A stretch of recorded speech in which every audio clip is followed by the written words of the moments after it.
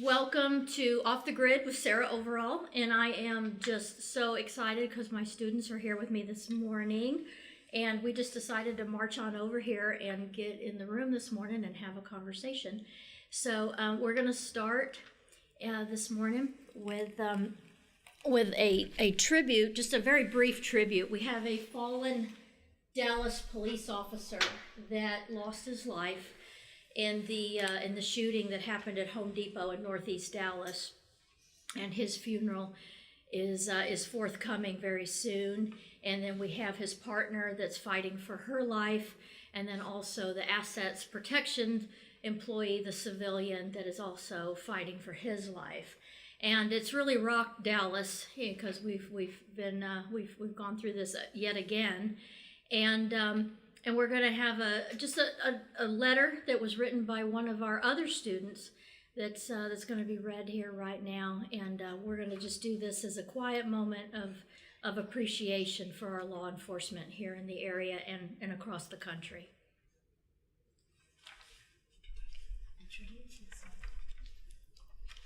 Okay. Dear active duty law enforcement officer, I'd like to start off by saying thank you for your service. You keep us safe from the mayhem of the world, and I have a deep appreciation for you. Unfortunately, I'm one of the rare few who believe this about you. My generation and the parents of this generation believe that you're out to get them. I'm here to say that there's always going to be someone who's bad at their job and have a twisted mind, but that doesn't mean that everyone in that job or of similarity to that person is just like them. Not every cop is out to kill everyone, and they unfortunately are threatened to by others' behaviors, such as people being arrested walking towards them or resisting arrest, or showing signs of them having a weapon. Something people fail to understand is that yes, you're here to protect us, but you also have families of your own to go home to, and your life is important too. So thank you for being out there every day risking your life to protect us. Please excuse my generation when they disrespect you. I hope things improve in our country and the opinions are transformed. Thank you again for everything you do for us. Thank you. So on behalf of our little group here this morning, our prayers definitely go out for those that are grieving, those that are trying to find answers, and of course for those that are fighting right now. And that really brings us to the topic, the overall topic this morning of the differences in the varying generations and cultural differences. And Anan, I want to specifically ask you to read your own personal papers that you had written. Tell us a little bit about your background of where you come from and where our conversations have started specifically.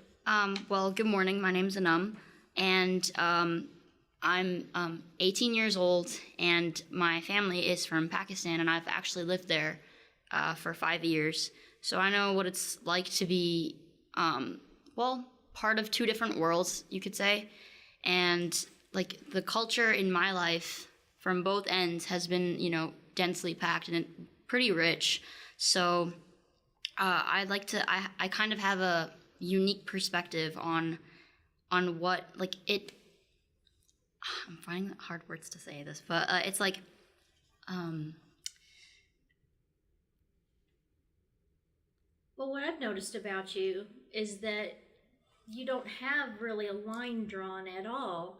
You see so much on both sides in both politics, religion, culture, everything, and you brought so much to class discussion that I mentioned to you that I thought you'd make such a great leader for your generation because you're able to cross in so many different sides and see so many different angles and then so openly express those differences. Mm-hmm. Well, thank you. That's kind of what I was alluding to before, where, when you're from Pakistan, and I feel like a lot of my people my age, my family, friends, it's like a lot about siding with one side. It's like if you're an American citizen but of Pakistani ethnicity, you either in government and politics you stand with a certain party because they favor Pakistan more.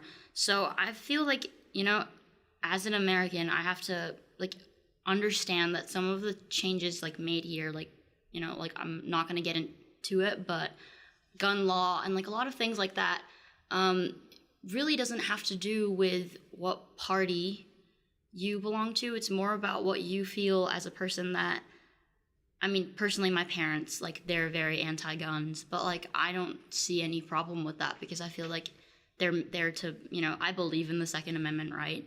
And so a lot of my, values and beliefs differ from my parents simply because they're likely to go ahead with, more liberal that kind of are beneficial for Pakistan. So that's where what you were talking about, the line, I feel like that just kind of came from an accumulation of like culture and just being in the middle of it all. Like, I don't want to be on one end of the spectrum. So that's really where I try to be like more middle ground, more neutral. And yeah, that's interesting, and thank you for sharing that. And your papers in particular, especially the one about making the bed, I want you to read that if you don't mind, please, and then I want you to tell us where that came from. Okay. Dear American youth, what's in your head? When did you stop making your bed?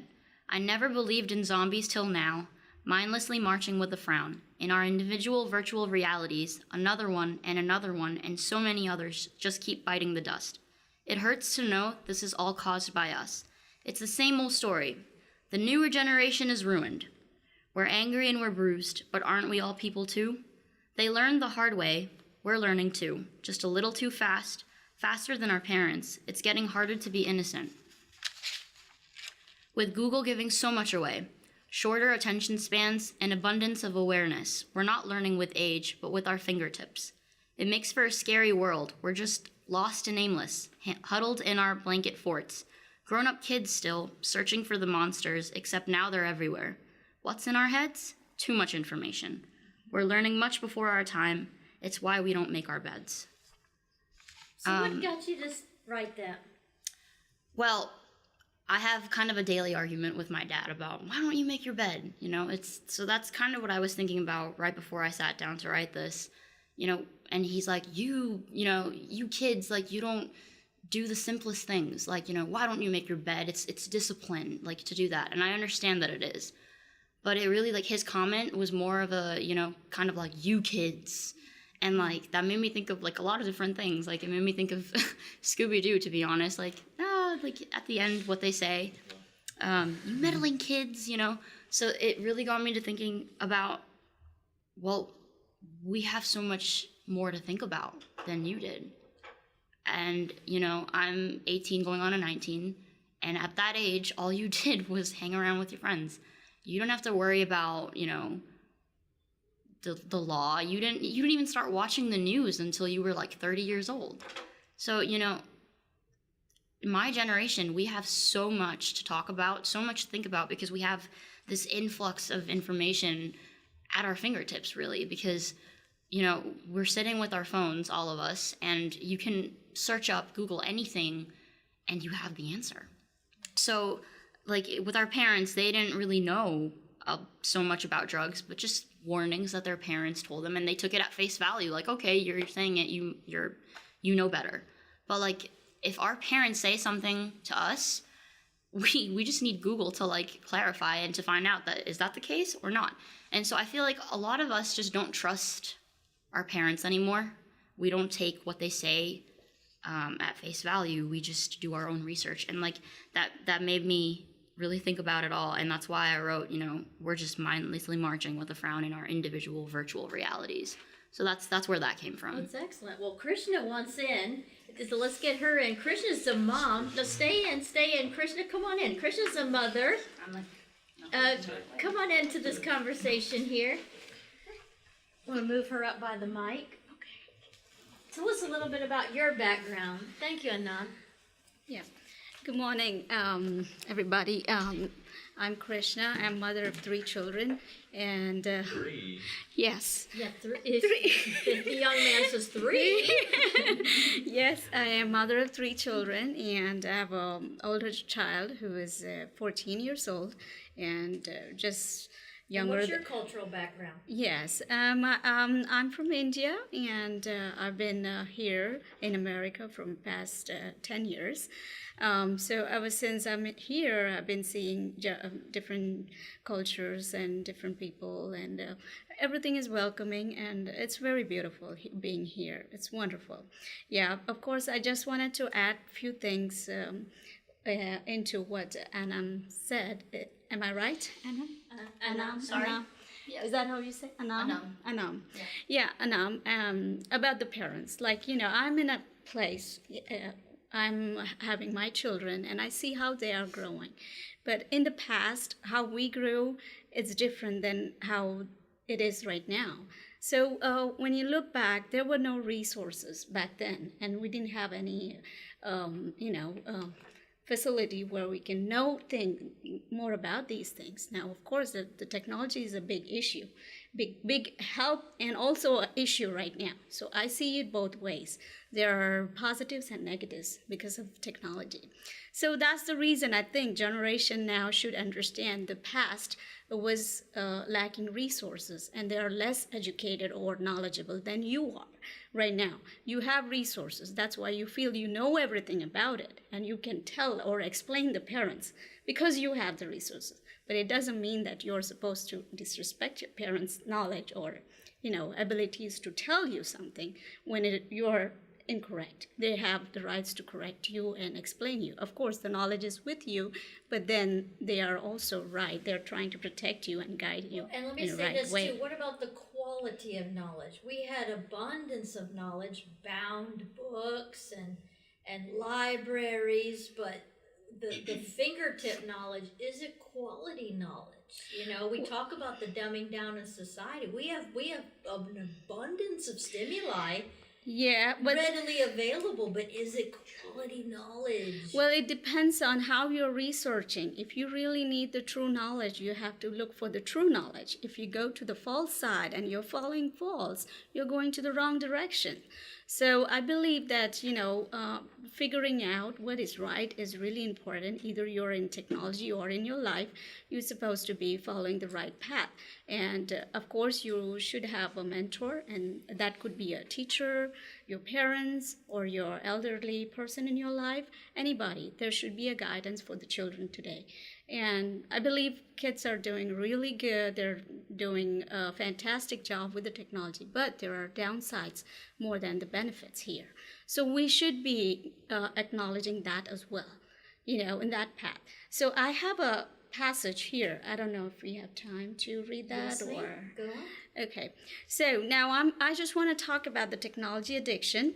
Now, I wrote this speech for my class, and I just wanted to explain this to the generation today, how I feel as a parent and what this generation should understand about the technology, growing technology. Now, how did people live without technology before? They lived. Well, they did it, meaning it is possible. It's nothing that is impossible. Technology, people rely on it every day, making it seem impossible to live without. Nowadays generation, we see that they're always in front of technology. But again, we feel like, we can't put our phones down, we can't talk to each other, it's too much to work, too much to complete. But then you're actually affecting your health, physical health and mental health conditions over there. That's being very ignorant sometimes, I feel. So now I just want to bring the awareness of a technology addiction here.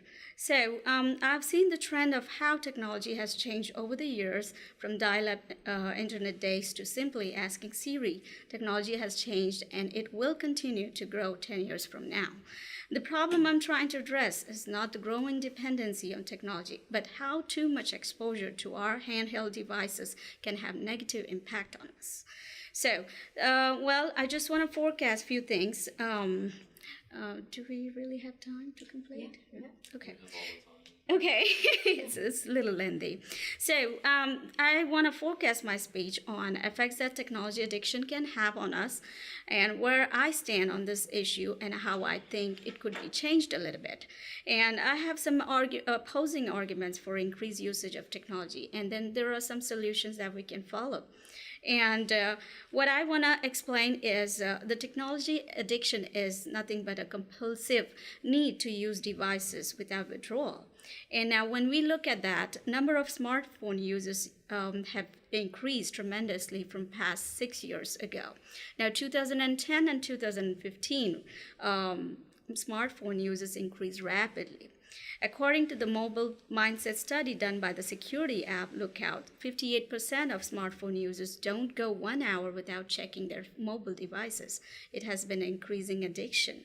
The study also focused on locations where people use phones unconventionally, but these days, according to the study, they are very common because we need to grow and learn. That's the reason. But again, I know I'm not. Yeah.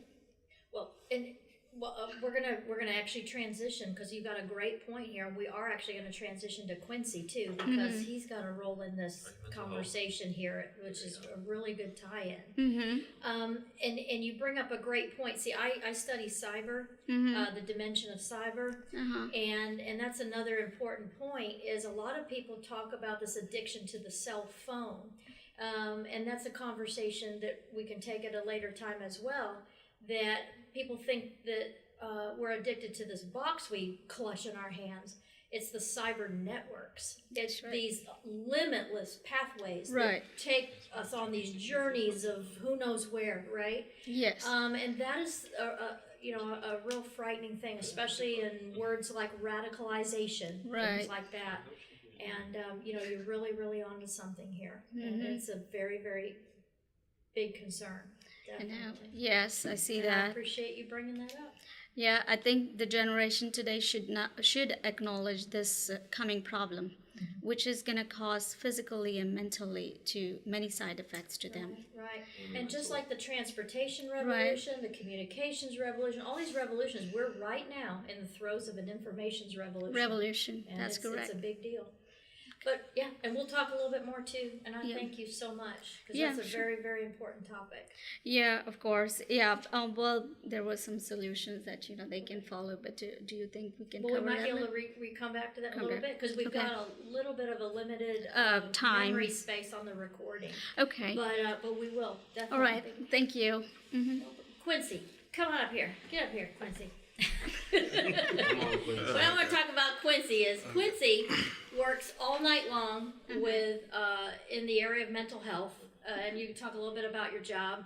Comes to class and participates in class and tries very hard to stay awake. Tell us what you do, Quincy. Well, our admissions representative for a hospital is mainly the main psych hospital for the northern Collin County, North Dallas County, and part of Denton County. And what we get mostly are what we call APALs, which are people apprehended by the police without a warrant for mental health. Over the last year or so, I've seen an increased volume of people more so with more psych issues. We used to get a lot of depression. Now we get a lot of schizophrenic, bipolar, manic people. And it's really sad.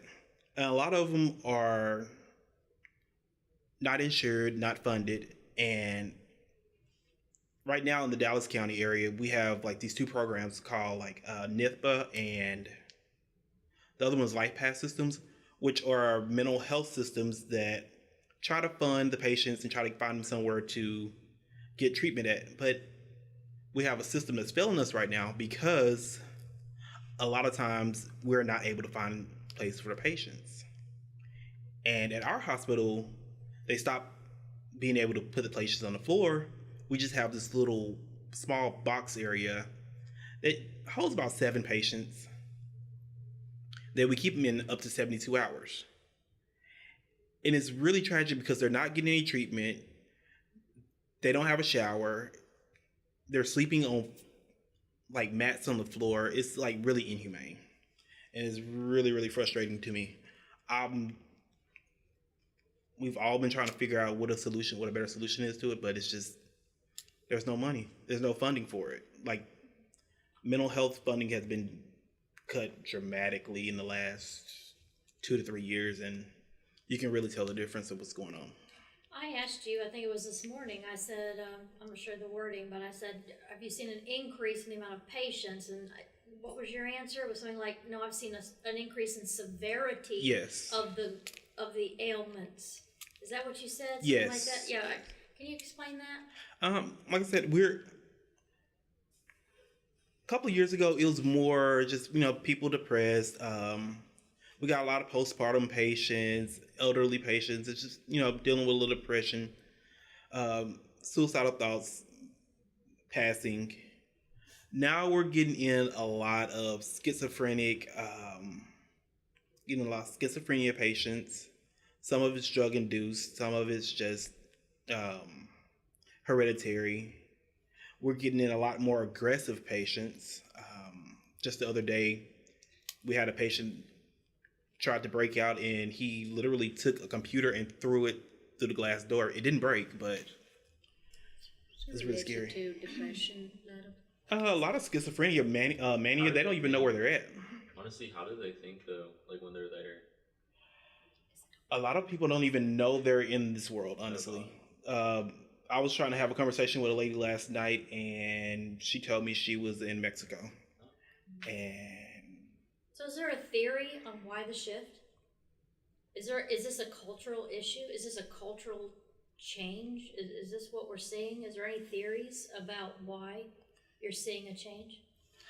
honestly, my theory is the more widespread of drug use, harder drugs, not necessarily just milder things, but things that are Like mind altering? yes, a lot of mind altering drugs that are manufactured, not necessarily like marijuana that's grown from the ground, but these things that you have to mix Like different. LSD? Yeah, Yeah.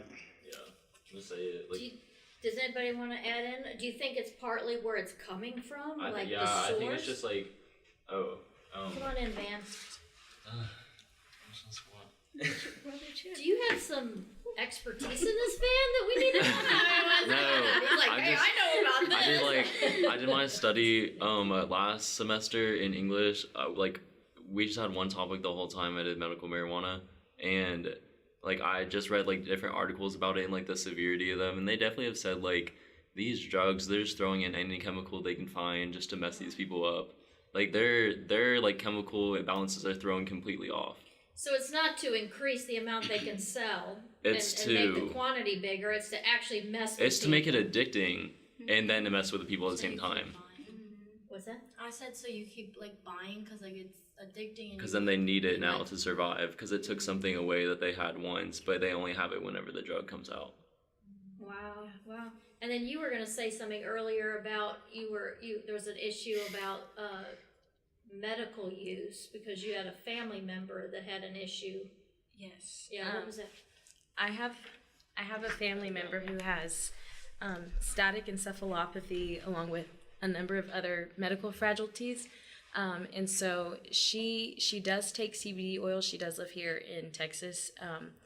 But for my grandparents to try to up the dosage or to try to get like a different string of that or something a little bit more stronger to help her, it's just been It's illegal. it's a really big hassle. You know, like she's been threatened to be taken. She's 26 and she's still, been What does she threatened to be have? taken away. Is she epileptic? She is epileptic, but it's like static encephalopathy. She has cerebral palsy. She's Then blind. Is she not getting funded for it from the government? Or not getting funded, but like, is it not legal to get the medical marijuana? Oh, I'll speak louder. Is it just like not legal to get medical marijuana? Because I know they passed something in San Antonio. They Right. made 3 is she not on that? No, she's not. Damn. And so she just takes smaller doses of CBD oil, what she can take. But she has seizures that fire off. She has seizures that we can detect and see. When she was younger, she would have over 100 seizures a day, and they would be really aggressive and stuff. And so once she started taking the CBD oil, they significantly reduced. She was just put in the hospital for 2 months back in October, and they were monitoring her seizures. And she still has some throughout the day, like a handful. But they were telling my grandparents that she has multiple that just fire off all day long that we can't see. So on top of the physical ones where she kind of just tenses up and stuff like that, she's just having, they just happen all day long. And so I think it's really unfair. That's my aunt, and that's all she's ever had to live through. And Hannah, you've been a great student, and you're dealing with the physical challenges continuously with seizures yourself. If you want to come on up and talk about that. And I know we've had a couple of conversations about some limitations that you've had to deal with trying to go to college and deal with policies that protect students like yourself that have limitations when medical constraints cause you to not be able to attend class or get your test taken and things like that. So what would you like to add in on that? Well, I'd say it's definitely almost impossible to be like a functioning person with a disability in today's society, just because the government is really slow to call you a disabled person. Like, I have these absence seizures like dozens of times throughout the day that people can't see, but it affects my ability to drive, to work, to go to school. But since I choose to be as functioning of a member of society as I can, I'm not allowed to get disability money. I'm not allowed to get like reimbursed for getting rides anywhere. We live in a city where there's no bus system, so it's almost like you have to plan your entire life around your disability. And people also, like, you're stigmatized as well. Like, at school, there are a lot of people who are just like, well, why aren't you attending class? And it's a difficult battle to be recognized as someone that's disabled, but also not to be labeled as just an epileptic. I hate that word. I hate being called that. And I think that it's going to take a cultural shift, and you can see it happening as more of our generation gets older, but there are a lot of like adults that really just believe that if you set your mind to anything, you can overcome any obstacle, whether it's like a mental illness or a physical illness. And it's just very odd to me that there's that, like, I don't even know what to call it, that stigma against people. I have a friend who has multiple sclerosis, which is almost an invisible illness. Like, you don't see like a rash or like a broken bone or anything like that. And she gets constantly just berated by people for like using walkers or using like those shopping carts. Oh, wow. Yeah, and she'll like be told by other people like, that is not for you, you're an able-bodied like young woman, and she has to explain herself and justify herself. And it's just difficult watching people live with things like that and actually living with it yourself. Okay. Thank you very much for sharing that. And Ambrielle, did you want to share something too? Because when I asked about the topic that you might have been interested in talking about. Oh, Cynthia, I'm so sorry. I would say that I get confused about when I have a blonde and senior moment happening at once. It's dangerous. You'd mentioned how people influence others. Sometimes it can be positive and sometimes it can be negative. Did you want to add in on that? No, not really. You didn't want to. Okay, we'd love to hear your perspective. No, you'd rather not. That's okay. I mean, I can say something. All right, Kata, come on up. Come on up, Kata. Kata's gonna talk a little bit. Okay, so I feel like people either like influence you in a positive way, like you have like family, friends, like they surround you, they help you out, they're there for you. But then like there's also those people that like can influence you in a bad way, like maybe like influence you to do bad things, like maybe like drugs or like go out and like drink a lot or like go out and party a lot, and like you start taking a road that like isn't like the best. So I feel like it has like its ways, so like it ties in with like the mental health, because like you're surrounded by like these people, and like when you're a teenager and like as you're growing up, it's like hard because like you have like a lot of like peer pressure and you just like want to fit in, and sometimes you do things that you like regret later that you don't really like need to do. So like I don't know, like that's my overview and like how people can influence you in a positive and negative way. I appreciate that. Yeah. And were you going to add something of your own that there's something earlier you had mentioned that I thought was interesting. What was that? Something else that you were? Yeah, I was gonna talk about immigration. Yeah. Immigration. Yeah. Tell us a little bit about your background. Okay, so my mom's from Puerto Rico, and my dad is from Mexico.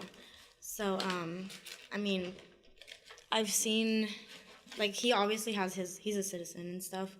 But like when I go over there, like the culture's like completely different from here, culture-wise and all that stuff. And I see a lot of people here in Texas and in the United States in general, and well, all over the world, like struggle with like immigration just because where they live isn't like a safe place, and they want to come like to the U.S. or somewhere else where like they want to better their lives for their kids and for themselves, because where they live is like terrible. Like they're like there's a lot of murders, or like their kids are getting kidnapped. They don't have like good education.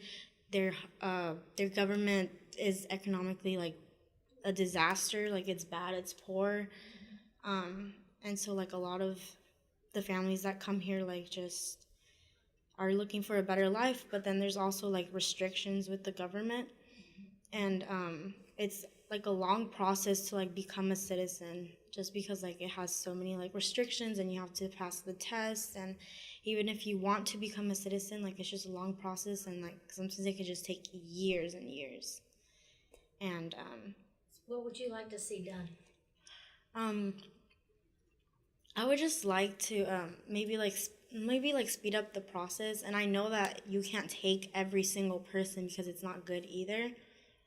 But like at the same time, I feel like we should give people the opportunity, just because like I feel like we all deserve one, and like we're all immigrants if you think about it. Like we came here and like we just took over. So And not even that long ago, it hasn't even been a full 100. I mean, yes, it has been a full 100 years, but like it has not been that long. Yeah. So maybe do it. I was like, it's only been 3 generations back. They're still alive.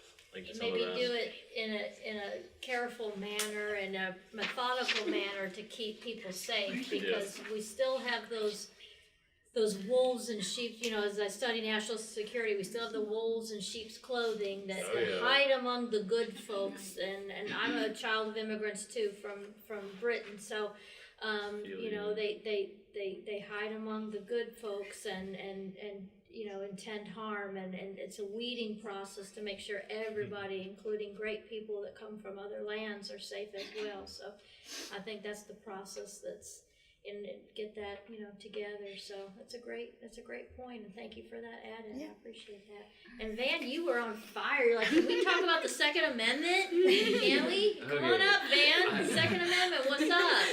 Okay. Obviously, I don't think like people with mental health should have a gun, but like I think they're just having like,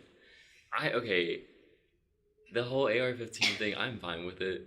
I really don't, because not really that many people have one, and like not many people have land to go out and shoot, and like there's only that like small like 0.05% of the population that like collects it, so there's not really that many people that have one, so I don't really see the point of banning it.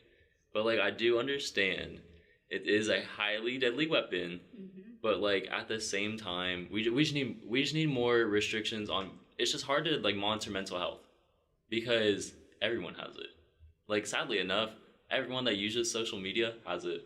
Every single person. And like technology doesn't like help it any. Like I think it's like increased it by so much more. Just like 5 times probably like the amount of like just like mental illness like coming with. I don't know how to explain it honestly. I'm like too many thoughts are coming in, like I'm jumbling around. Yeah, no, I was too. But like I don't have much to say about the gun laws. I just don't think there should be that many in place. Anybody want to add or No. counter? It's like what I said. Well, we have too much information now, so it's like knowing all that much before your time. It really like stresses upon developing like mental illness, especially like with depression. And like I know so many people our age that are like battling with like anxiety and like, I like that term though, knowing too much before your time. That's what I always wonder. Where did the innocence go? I liked my time of innocence. I liked that. I cherished those times where I didn't know stuff yet. I liked that. I liked it when the street light was my warning time to come home at night, and it was good, you know, and to be outside and ride my bicycle, and I'm sad that you all don't have that. I really. Well, I mean, we had it. Our children just don't have it. We're in a good spot where we kind of just have We like a it lot of shifted those in the old middle of our like childhood. Yeah, We were like farther in. Because when I was like little, like I would be outside all the time. I didn't have a phone. Like I was riding my bike, jumping the fence to like my neighbor's house, having because it was my best friend, playing in the pool, going to the lake, going to the beach, swimming. But like I feel like now, like I see like my little cousins, and like they're just like constantly on the phone. Like they have an iPad and they're like watching There's TV. no and restrictions. My childhood differs from my brother's so much. I'm going on to be 19 and my brother is 8, and the information he has, the F word, and that wasn't a thing when we were growing up. Like, Well, even when a child is born, when your child is born, that's such a private moment and such a beautiful moment. Nowadays, it's in the movies. They're so graphic. A child being born in a movie, that there's nothing to be discovered in that moment of discovery of that precious moment. It's all in the movies, and you've already seen it by the time you're 8. You know, I mean, just there's no innocence left anymore, and it's amazing. Krishna, you had some solutions here on technology, and then we'll go back to a couple more things, and then we'll go ahead and call it a day. But this has been a fun roundtable discussion. I loved it, and then I do want to finish on our cool event that we had in our classroom that was just really neat.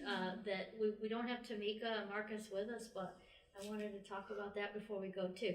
Come on up and tell us these solutions you have just briefly. Yeah, so I'm going to come back to the technology addiction again. What I think is technology has been helpful to our society, but nowadays people abuse technology usage, and it can people can experience negative psychological effects from that. Addiction to technology has been linked to depression and agitation, according to a study done by psychologists at University of Leeds in England. And the psychologists also found that addicted internet users experience depression. There are articles. Lead author Dr. Morrison says, "What is clear is that for a small subset of people, excessive use of internet could be a warning signal for depressive tendencies."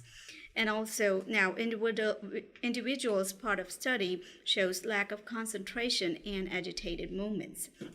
Now, if people continue ignoring technology overusage, it will leave individuals unable to communicate effectively with others, and it will also devalue human interactions.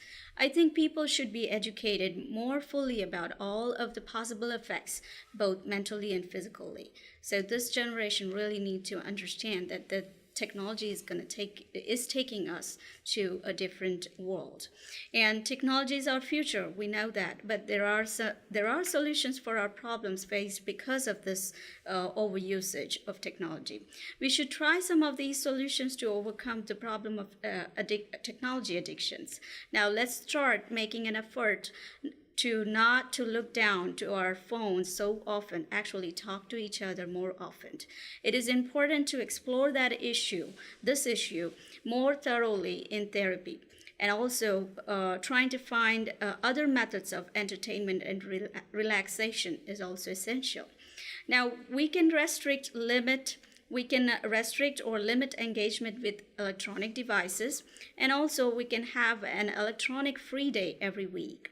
Now, again, increasing interpersonal communication and socializing with people around us is very important in these days.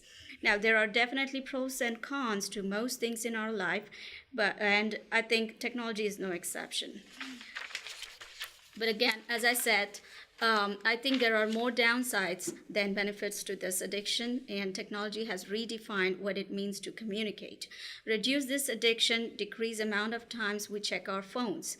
You may even see positive changes in your mood and behavior. If we can make this small adjustment to our life, it will increase interpersonal communication. And now, this is what I'm going to say about technology addiction. We must have a change to this revolution here. If we can do that, we will observe what is going around us and not let moments pass us by. Thank you. That's excellent. Thank you. And I tell you what, on YouTube, if you go on YouTube and look up, it's actually called Look Up, Right. and it's a British guy, and it's a brief little story of just what you said, and I'll tell you what, get the Kleenex out, and it's just exactly what you said. It's about maybe 4 minutes long. It's called Look Up, and it's the guy with the British accent. It's brilliant. It's really brilliant. I love it.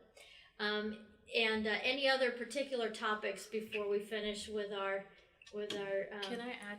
Oh yeah, go ahead. Yeah, come on. Okay. Yeah, I would like to add to this technology conversation. I feel like our generation.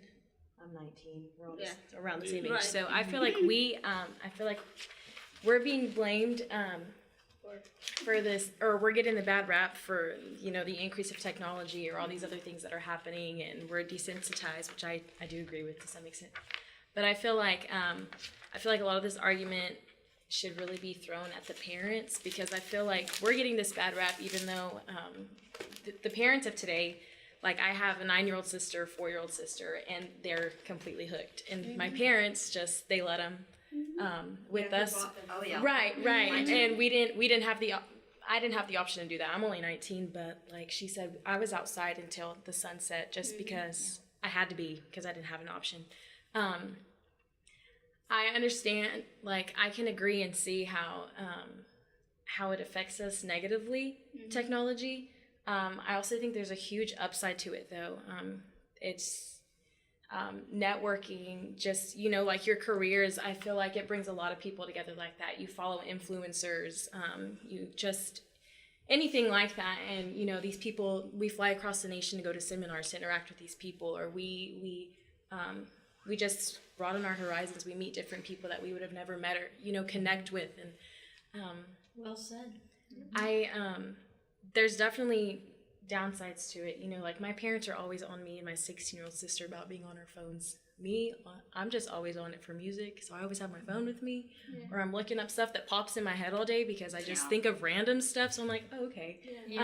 But my parents are the ones who, they'll sit and they'll scroll through Facebook, and they'll just sit there and they'll scroll, and they'll do this and that. But then we get my sister. She's 16. She has over 5,000 followers on Instagram, and so she's she's just simple little gal. But for her, she just is constantly. She records herself. She does makeup tutorials. She does all these different kinds of things. She's really funny, and so for her, she's always on social media, stuff like that, because she's gaining she's just gaining traction.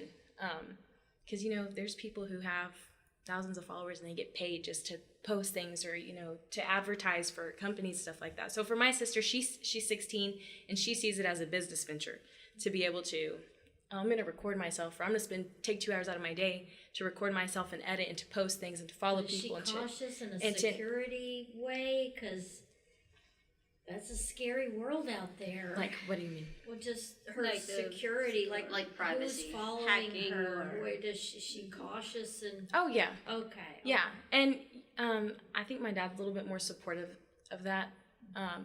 My parents, they're really amazing in how they allow us to be very expressive and free thinkers and stuff like that. But I understand the argument how parents are just like this. Right. I feel like they're not to blame, but I feel like they add a lot to the conversation.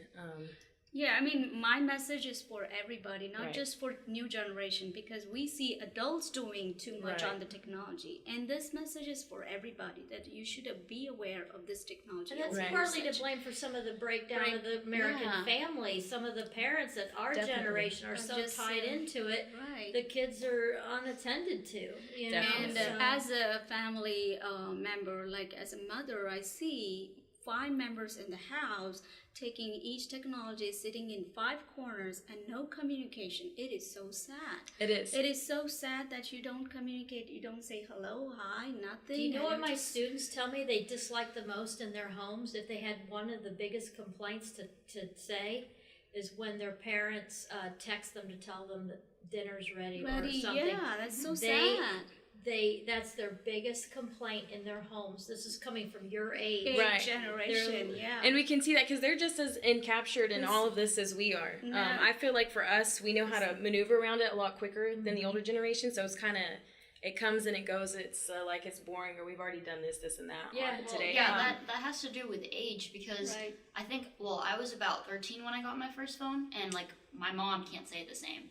So Right. that comes with, they're fascinated with technology too. Right. So it's like, oh wow, I can just like, I'm sitting here and my family's sitting like, you know, in Pakistan, I can talk to them for free. Right. Yeah. So all these ideas, like, you know, communicating, Skyping with them, FaceTiming or whatever, like all this communication, it's addicting like for them as well. Right, But like for us, exactly. it's easier to control because we still grew up in a, you know, place where, yeah, we had all that, we're able to communicate with other people. Right. But like at the same time, we're able to put away our phones. And like when we see our parents, you know, texting us like, calm down, or like do this for me, it's like, you're upstairs, are you serious? No, that's really So not I- Yeah, nice. they've said that so many times. Anybody can text me from being in the same building, but when my mom texts me from the kitchen, the dinner's That's ready so or something like that, I've had more people say they can't stand that, I and know. that they see that as symbolism For not that the family is not unified. And I'm like, Definitely. wow, Com- wow, yeah. communicating. My dad just discovered that you can like get a GIF keyboard on text messages. So we have our family group Oh, chat, yes. and he'll just send GIFs all the time, or he'll send like pictures of our dog. He's like, "Look at her Shelby, she's doing so great right now." And so like My our family- dog basically has her own social media account because my dad is so obsessed. Oh, that's He had a amazing. Vine account. Like my dad is the most addicted to technology out of all of us. And Yeah, he's but like you- 52. Yeah, of course. I mean, like, we need to bring this out and let the people know that there is downside on the other side. There's nothing important than our health, I believe, and we need to survive. If we cut down a little bit of technology usage, maybe we will survive a little longer, because that's bringing some side effects physically and mentally. Well, So and that's eyes. They're Eyes, finding yeah. young teens about your age are coming up with eye problems And that also, are yeah, similar ears, to elderly. neck, Yeah. ears, and depression. People are going like feeling lonely. Back to what you said about one of your solutions, I think it was about we should have a technology-free day. Right. I think that literally is not possible because so much of the world just runs on technology now. So if you Right. were to stop technology for even a full day, It the would throw us world, we would everything. have No, chaos. it's not for the world to shut down. It's for us to, you know, have something like that to restrict our usage. You know, just have some limitations. So back to national security chaos. Let's talk about power. You want to talk about power grids? Power grids. Okay, have the power grids go down and you can't plug in your phones. Let's talk about chaos. I understand the theory Right. behind World War that, But you know, like we are so hooked and used to that. It's Right. every day. Yeah. I don't. We just literally would not be able to function properly. Like Yeah, honestly, no. in our We brains, need to because start our with brains. baby steps. It's like with like drugs. That's it replaces addiction. it That's replaces addiction. the whatever. You in your can't, brain. then it's It's like addiction. and so when it's Because- taken away, Hang you on a don't second. know Let's how try to go one at a time if we can, just so that our So many listeners can hear a little bit better the conversation. But I'm just saying, like come it's on, like. come on up a little bit closer. It's okay. Oh, I'm just saying, like, it's even like, if you stop technology, like, let's say for a day, like, completely, like, it even stopped, like, you couldn't use your cars, like, you know, you'd have to, like, ride your bike to class or, like, to work. Good though. Tesla. Yeah. No, I wasn't talking about, completely shut down. It's like for us personally, communicate, socialize, or, have something different than just looking on your phones or any kind of devices. Just have a free day for having interpersonal communication. See, I would or try that, social. but I have a Hispanic mother, and if I don't answer her phone Oh call, my or God, if I don't have same. she needs her phone. Oh my gosh. No, Well, you do I know totally there's- understand, but then look at that in future. What's going to happen if you continue? You're going to teach your children the same way. I'm just gonna no, I'm just and- gonna limit no, no. mine. I'm cutting them. I'm not They're giving like, them they're gonna be technology like, till like "Countryside for 9. you, 14 years old Johnny." with the phone. And there's studies being done. They've gone beyond heroin, but there's studies that were done, 10 years ago now, that liken the addiction to. Well, they say cell phones, but we're really talking about cyber networks here. Yeah. The addictions to what's in the networks, or where the networks take you, actually. Right. To heroin addiction, and if you really think about it, if you're waiting on, say, a certain text, you're waiting on something, you're waiting on that quote, that fix, right? And if it doesn't come, if you watch your behavior, you get tired, and you can't perform in your daily functions correctly, and you get depressed. And then when it arrives, and if it's favorable, it's kind of like the fix, Right. and woo, you're up, and literally they've been doing that. And then in a lot of the colleges, and sometimes in some of the corporate worlds now, in their programs that they have that helps the employees with the programs in the mental health or anything like that, they've actually now included cell phone addiction, quote, cell phone addiction, in their programs to help, like they would alcoholism or drug addiction and things like that. So it's a big deal. It's Have you ever definitely- seen that documentary where they take kids and they put them in a campground for a week? No. So To there are just kids release. who have video game addictions or Right. social media addictions, and the parents can send them to this camp, and the kids were literally crying. They were going through withdrawal symptoms.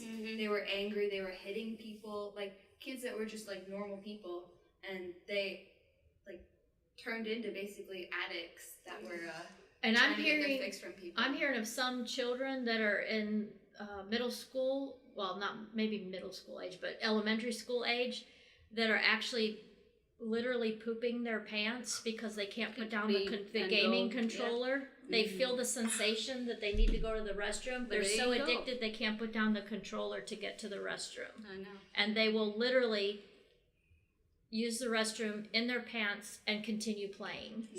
Okay. Yeah. I get that and all, but I honestly feel like the examples that you gave, they can come from anything. Like if you were, like you said, waiting on a text. If someone came to you and say, I got something really big to tell you, I'll be right back. You're gonna get the same anxiety from that. Yeah. Like you're gonna be anxious, you're gonna be worried about what they're trying to say. You can't function until you know what they're saying. And it doesn't have to be by text. It could be just True. communicating back and forth. True. Or kids when they're young, if they're into really doing something, they might poop their pants. I mean, without going away. So I don't think it's necessarily a phone issue or technology issue. No, if a child is sitting there for 20 hours or 18 hours, there are children who are doing that. I used 10 to do that all hours the time. straight. If Like you're at 12 hours home after on video holidays, they are using their time 15 hours, 18 hours. It's the Just- length of time. They're so into To the that. gaming That's why of they put it that way. consistent time frames that they don't restrict. they don't break from the mode, the modus operandi they're in, to break free, to change their stance, to take care of things like that. But I feel like that could be with anything, though. I mean, I've known kids to pee their pants because they were outside playing when we were younger because they didn't want to come inside. I don't want to go inside. Yeah. I want to play. I just want to play all day. And so what's the difference in that? Like playing from like 9 o'clock in the morning to 8 o'clock in the evening time. So it's Yeah, I guess I'm thinking about the fact that what they're saying is there's been a vast increase in the amount of this kind of episodes message. of this happening in the youth generation. I think that's sort of. But you got a great point, Quincy. Yes. Great point. You really did.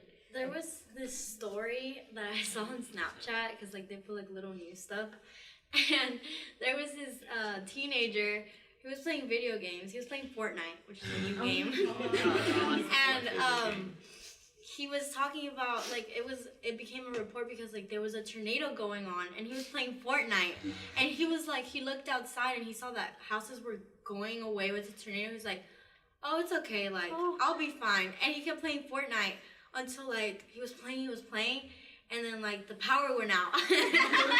He was like, oh my god, I gotta get like my little sister, and then like he like got them, and then like the reporters were like, why didn't you like do it before? He was like, I mean, I was just playing Fortnite. That's the phenomenon of dehumanization. There was a man that got swept up in a tornado. Him and his wife were taking photographs of a funnel cloud, and the wife kept going, "We gotta go to shelter." And these are adults? Yes, adults. Yeah, about my age. Taking photos for And Facebook. she said, "We gotta go to shelter." She gave up, ran in, and he's like, "I've got to get a picture for YouTube." And sure enough, I mean, I'm not trying to make light of it, but he was taken in by the funnel. He didn't get in. He was so dehumanized by the reality of getting this photograph and the need to get to shelter, and he didn't make it. Well, that's like extreme events, right? But like I've seen this meme, and it's like a real thing too. That there was this guy that like, okay, so the Walmart like logo, I don't know, one of the letters was about to fall off, and he's like, I'm gonna stand here. I'm gonna stay there until it falls on me, and then sue them. Oh my! And he stood there for that specific reason until I don't know if it did, like no one caught up with him, but that is what people have come to. For money and for attention, for social media attention. Well, have you ever seen like pictures of wet floors that don't have like a wet floor sign, and they're like, "I'm gonna make some cash today." Oh my god! Get it, girl. Like, No, I saw this collect that video, shit. and it was this lady, and she was at the store, and like they were looking at the recording of the camera, and it was like at a store, she was like grabbing like tomato, like she grabbed a plastic bag, and there was a cleaning lady, and she had like the mop and stuff, but she hadn't like anyways, and then she just like gets up, and she like looks around, and she like steps on it like that, and then she goes, ah, and like she just throws herself, and then the lady's like, oh my god, and like she tried to sue them, but then they saw that. It's like, or it's like was like with Duncan, like that woman, like the reason that they now have a content's hot, like little videos yeah. because Yes. of that Oh woman. my Yeah. She was like, it was too hot. Like it's Yeah, coffee. And sued. Well, What did you actually, think? that woman, She like the spilled it on McDonald's her. lot, Yeah. they served her coffee that was like 250 degrees, and she got it all in her lap and then like third-degree burns. Yeah. So she can't walk anymore. Oh. Yeah. Yeah, it was a McDonald's. But there was also one with Duncan. I want Yeah, to but the McDonald's one that everyone makes fun of, I was Yeah. like, no, that lady almost died. Well, it makes sense for her. Yeah, she was like 70 Or what But, like, about, I'm what talking about about the the woman who Dunkin' tried to one sue that McDonald's was- because she said they made her child obese, even though she was the one buying the McDonald's for her child? That's hurtful. Oh yeah. Well, Exactly. what about, Yeah, I saw that. the Yeah, 911? You need to go on YouTube as well. Here, we're back to YouTube again. Go on YouTube to the 911 calls and go to the one that has the Burger King logo. Yes. The lady, I know which one you're talking about. the lady's Oh. in the Burger King drive-through, Oh, she didn't give her and cheese or she's something. running with her kids to some event, and she calls 911, and she says, and she's telling the 911 operator that she wants to make a complaint about her burger that was not made correctly. And the 911 operator quite rightly says, "What is it you want us to do?" And she says, "I want you to get down here, send an officer right away and take care of this problem." And then the operator says, what is the crime? Is it a wrongful burger? Is it a harmful burger? What do you want? And the lady's like, well, you just need to get down here. And the lady says, you're here to protect me. And she says, from what? A harmful burger? And she says, ma'am, you know, we cannot send an officer down here to take care of this. Well, we are in a crisis right now. People are calling from restaurants, 911, asking for police officers to come down because their steak is not cooked correctly.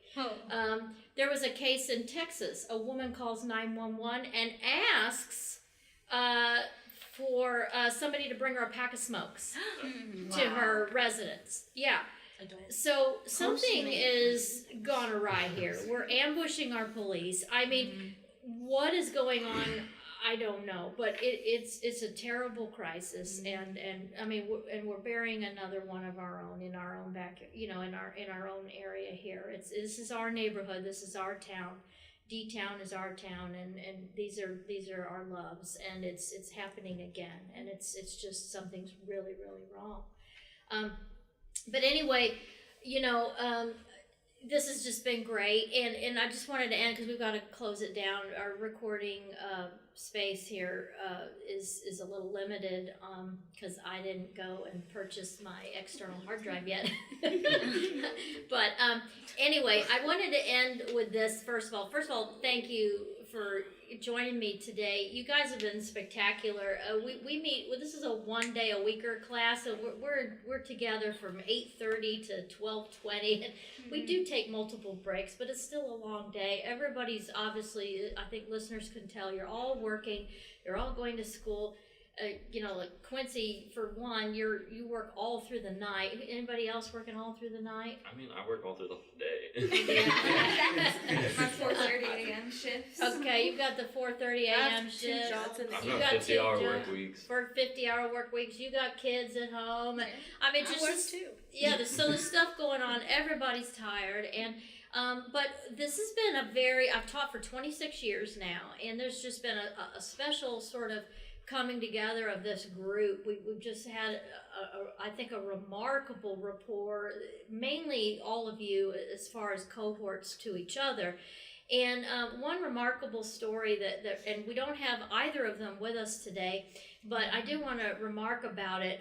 We started the semester, and we had a young man sitting in the far back, and he was very quiet, and he had his sort of long hair, and he was very reserved, and didn't talk too much. And then we also have obviously another lady. She's also not with us today, and she was struggling through some things as well. And she was also in the other rear side on the other side in the back, and she was also very quiet. And you know, I had sensed from the at the front of the room that, you know, the two individuals seemed to have something going on in their lives. Well, anyway, not trying to bring any credit to myself, because this is not me, and the credit is not due to me whatsoever, but it was just a happenstance that I thought turned out really great. So anyway, I was getting your tests graded, and you were all sitting with nothing to do, and I'm so harsh and mean. I wanted you to work. So I thought, well, you know, what are they going to do to fill their voided time? And so I told you all to get into a circle, and you all thought I was crazy. You know, why am we getting into a circle? And then I asked Tamika, I said, you know, start a conversation. And it was all based on sort of what you had brought up, Krishna. Make them talk. Make them talk. Because everybody was really standoffish with each other, and you were all just too darn quiet with one another. Make them talk. I remember hearing, about what? About what? What do you want us to talk about? Miss Overal, do you remember I was complaining why people don't talk to each other? Yeah, well, that's what started Why can't you talk to each other? That's what started it. So, exactly. So then I put Tamika in charge, because Tamika's just, you know how she is. She's so open, and she walks in the door, good morning, you know. And I said, Tamika, start a conversation. Okay, fine. So she starts a conversation. Do you remember what it was? I remember. Yes, it was the day. Well, actually, you're talking about Marcus, right? It was the day when we heard the news about shooting. Right. That's where you asked, like, what is your opinion on this topic that day? Yeah, and then we had conversation. Right. So the shooting had happened at the school in Florida. So that's what started it. So everybody brought their chairs into the circle, if you guys remember, and then y'all started talking. Well, I stayed out of it. I went and graded tests, but I was listening. I was grading tests, but I was listening, and the conversation just kept getting more and more interesting. Yeah. Well, we found willingly that our lady that was struggling through her divorce and the stalking situation, I think she came to the front very willingly and got a lot of catharsis by sharing. And you guys were so kind and loving to her. And then Marcus shared to us then about the fact that he lost his dad to cancer. And that him and his mom were, she'd been through a lot through her husband's loss, and that they were quite estranged and were living really in separate parts of the house, and he was struggling to figure out sort of how to navigate that. He was having a hard time dealing with what had happened with the shooting, and was having a hard time with what was going on with the generation of today and so forth. Well, anyway, over time, and Tamika decided that, being Tamika, she decided that she was going to reach out to Marcus and just see if he could use, somebody to listen to him. So she had met with him a couple of times after class and ended up witnessing to him. So she witnessed to him and said, I just want to let you know that everything's going to be okay. I know you're struggling with your mom. You probably don't really know how to deal with your mom because she's hurting and this, that, and the other. And she gave him confidence and really spent some time up here at school just chatting with him out in the hallway. Well, anyway, so the long story short, he had an A. I think he had like a 98% in the class, and he went then and just out of the blue went to, and we all know the story because he shared it willingly with us. He went to the Army recruiter, scored the highest level of scores, and they said, we want you. We really want you. And he was beaming with pride, returned back to class to let us all know with great thanks of the friendship that he gained from the classroom. Dropped the class. What? He cut his hair. Cut his hair. He walks in the room with his back held, straight. He had a stance of someone beaming with pride, cut his hair, dropped the class, thanked everybody, and he moved, I think his aunt or his cousin in to move in with his mother, moved her in so his mom wouldn't be alone, and off he went off to the Army because he felt a calling to serve the United States, to write that blank check for all of us, and head off to do his part to serve the country. And I just thought that was pretty amazing. Yeah, he felt like he had family in the classroom, actually. Yeah. I can So say. that was pretty neat, and I think that brought sort of a really cool dynamic. Right. And then since then, Tamika herself has stood up for a sister who just had a baby who her sister's very ill and in the hospital, and she's raising literally a newborn infant, raising her own family and working. And so she's trying to get her classwork done.